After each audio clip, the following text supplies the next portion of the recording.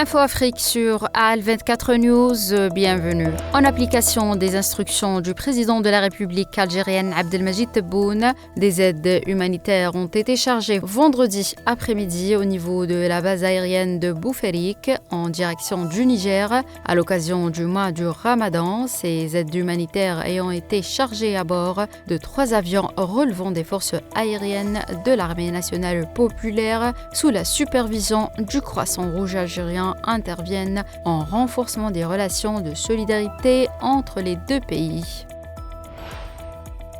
Des partis politiques et des groupes parlementaires mixtes siégeant au Parlement basque espagnol ont adopté jeudi une déclaration en faveur du droit du peuple sahraoui à l'autodétermination tout en fustigeant l'occupant illégal des territoires sahraouis par le Maroc. À travers cette déclaration, les parlementaires basques soutiennent que le Sahara occidental est un territoire non autonome soumis au droit international et que son occupation est illégale. Ils insistent sur le fait que l'exercice du droit du peuple sahraoui à l'autodétermination doit être autorisé. La déclaration souligne par ailleurs que le Front Polisario est le représentant légitime et unique du peuple sahraoui tel que reconnu par l'ONU et la communauté internationale.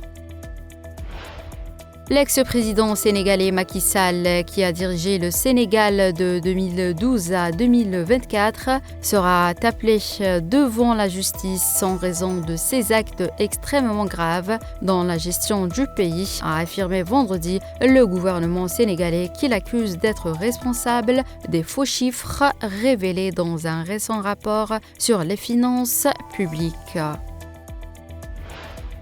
Le Nigeria se dirige vers la lumière au bout du tunnel, a assuré vendredi le président nigérian Bola Tinubu, à l'heure où le pays connaît une grave crise économique. Face aux critiques, Bola Tinubu a appelé à plusieurs reprises ses compatriotes à faire preuve de patience, affirmant que ces réformes permettront d'attirer les investisseurs étrangers et de faire repartir l'économie.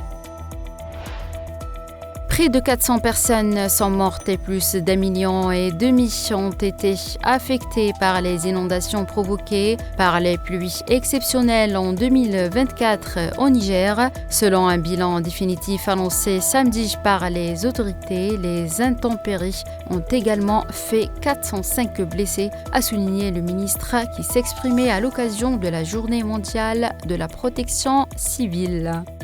C'est la fin de cette édition africaine. Merci de l'avoir suivi.